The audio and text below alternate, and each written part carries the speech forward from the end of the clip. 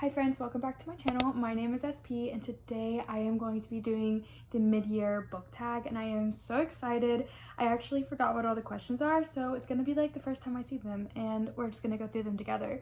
So I'm gonna have the questions linked down in the description box, but let's just get started. Okay, I don't know, I wrote them down a few days ago. Here we go. Okay, so I forgot them. Best book of 2025. Now, I've talked about this one already before. Actually, I don't know if that video is even out yet. But so far, my favorite book of 2025 has to go to Martyr by Kaveh Akbar. That book absolutely blew me out of the water.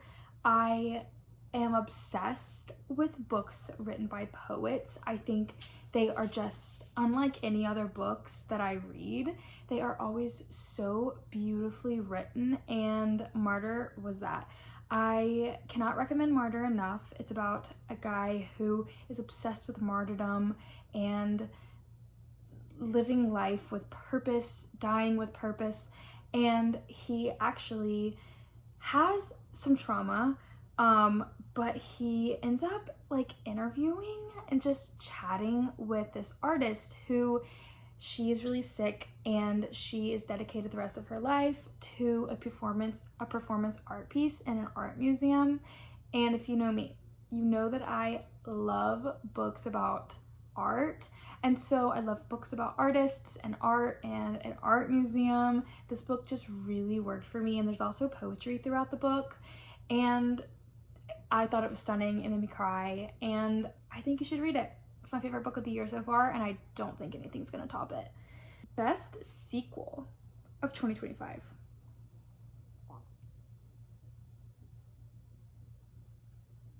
I don't know that I've read any sequels. I don't really read a lot of series. I might circle back around to this one because I actually don't think I have an answer to it.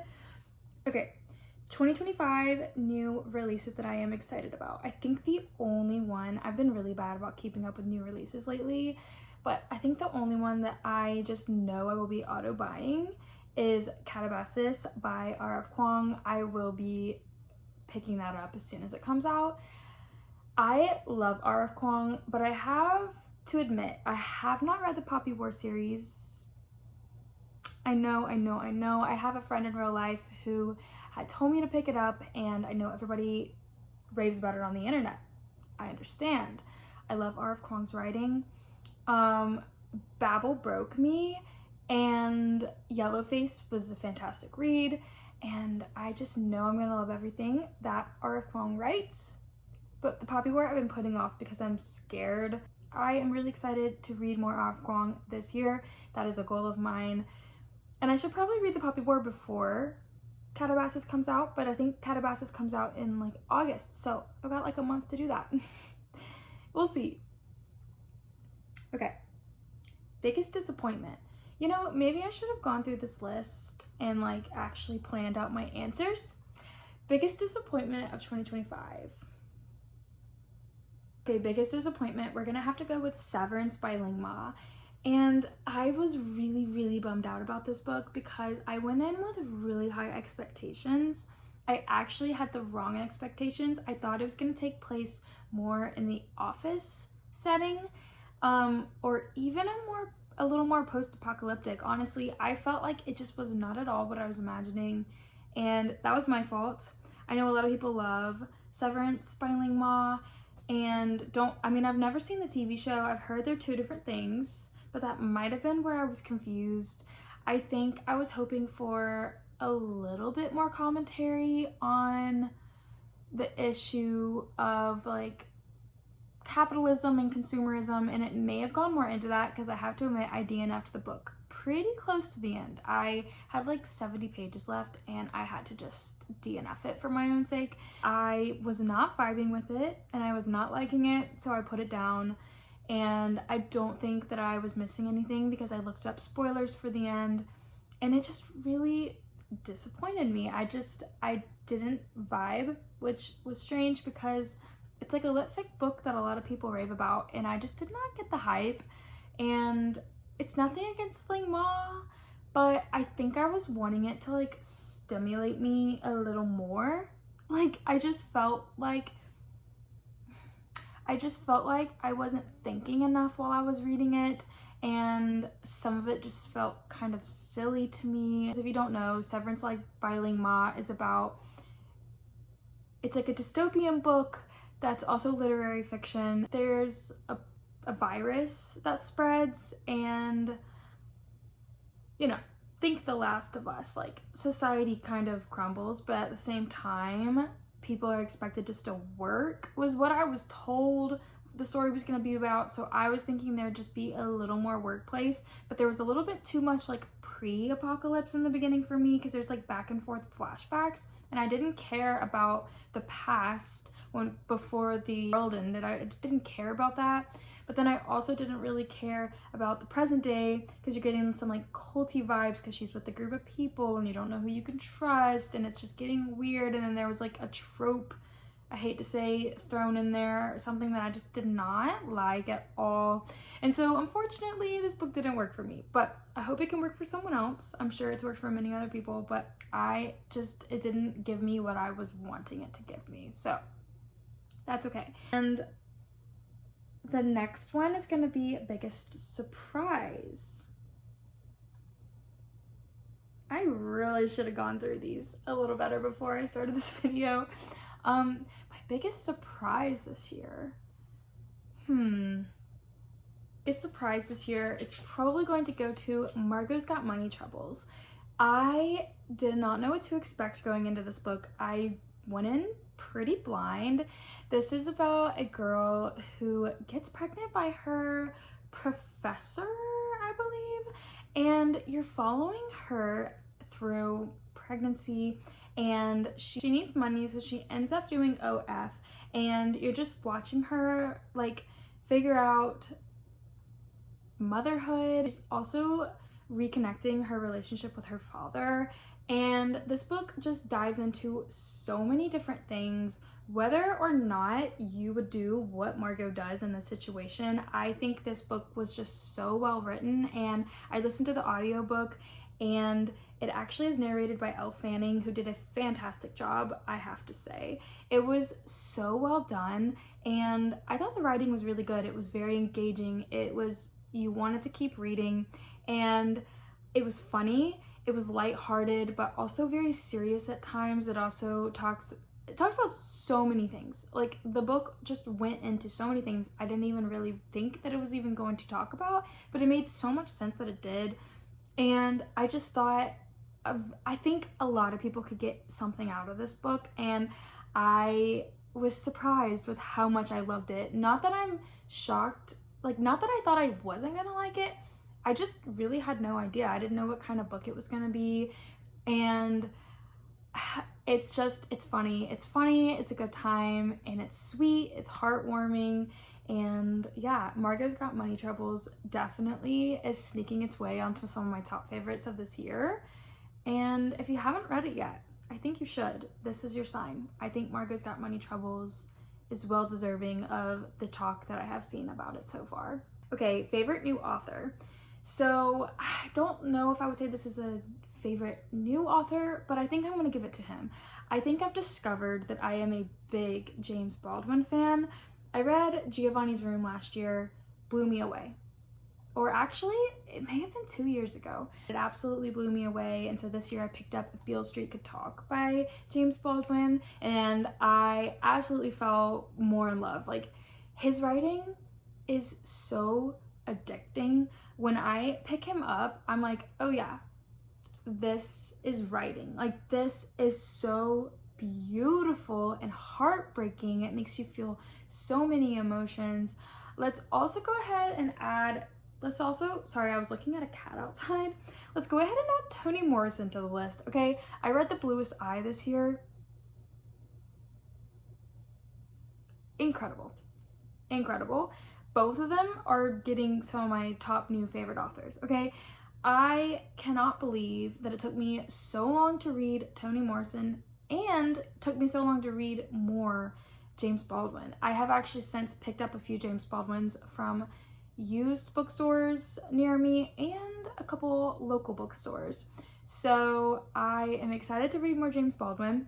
I also am excited to read more Toni Morrison. I decided that I want to read Toni Morrison's work in order that it was published. So the next one I'm going to pick up is Sula, probably very soon. So I'll keep you updated on that.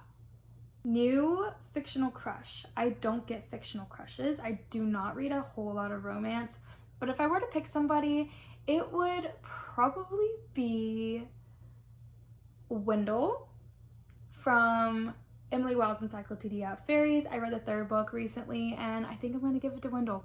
I wouldn't say I'd have a real crush, but like I would say that I really, really like Wendell. So we're going to give it to Wendell. Or I could give it to Hayden in the new Emily Henry book, Great Big Beautiful Life. So Hayden could also be a contender there, but otherwise I don't get fictional crushes. But you know, those can do. We'll settle for those. Favorite new character.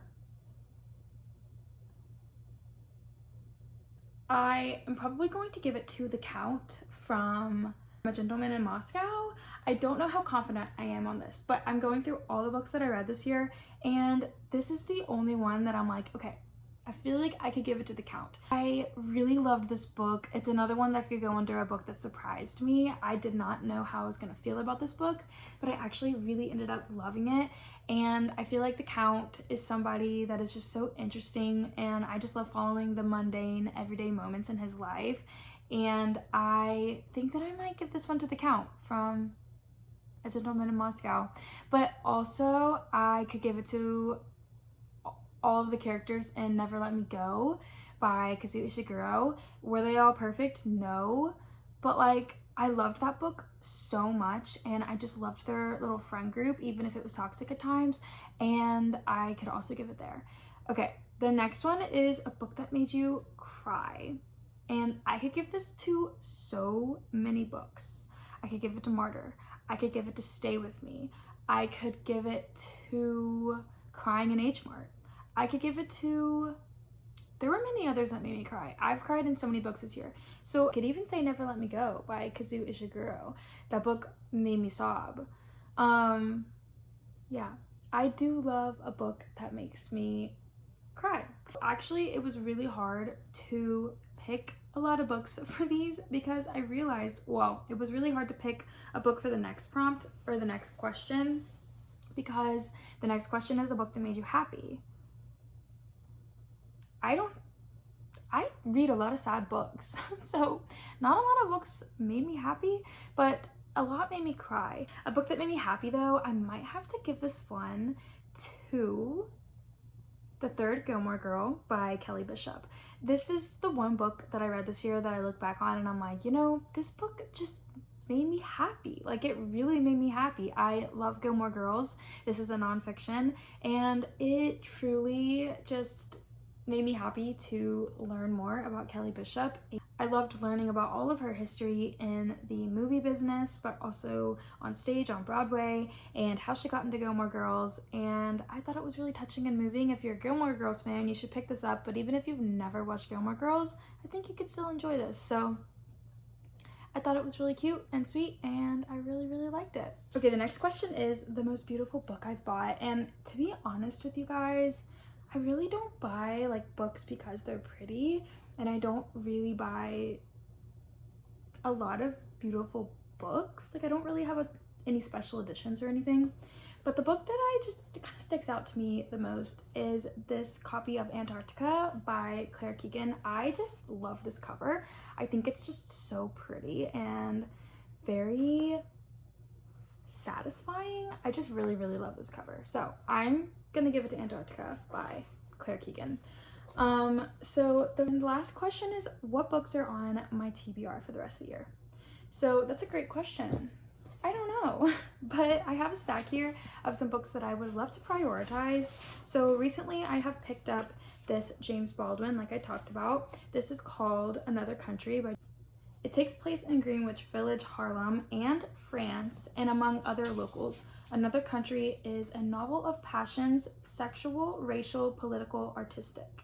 that is stunning for its emotional intensity and haunting sensuality, depicting men and women, blacks and whites, stripped of their masks of gender and race by love and hatred at their most elemental and sublime. Okay, I mean, say less. Then we have A Pale View of the Hills by Kazuo Ishiguro, which I also picked up at the same independent bookstore, and I am so excited to be reading more Ishiguro soon. That's on my priority list because I know I'm gonna love those because they are some of my favorite authors. And then I also picked up recently this Rachel Cusk, A Life's Work. So this is a memoir, I believe, but it's about motherhood and toddler mom groups, breastfeeding, and I just felt really drawn to this. I enjoy Rachel Cusk's writing, but on top of that, I am a mother and I can relate to those things. I really need to pick up Pride and Prejudice this year. I've never read a full Jane Austen novel, and I think it's about time that I do. So I'd love to read Pride and Prejudice while it's still a little warm outside. And then I also want to read my first Clarice Lispector. This is Near to the Wild Heart. I don't know really much about it, but I really would love to read some Clarice Lispector, so I'd like to read this year. Then we also have 100 Years of Solitude by Gabriel Garcia Marquez, and this has just been on my TBR forever. I love this cover. I really need to get to this very soon. I need to prioritize it. So these are some books on my TBR for the rest of the year that I hope to get to, but there's so many more that I've already talked about on this channel. So I have a lot of books that I need to get reading. But this was the mid-year book tag, and I hope you enjoyed watching. Let me know if you've read any of these books, if you recommend me any books, and what books are on your tags for the mid-year book tag. What are your favorite books? What books made you cry? What books made you happy? I hope you have more happy books than I have had this year, but I will talk to you guys soon. Please let me know what you're reading down below, and I'll see you in another video.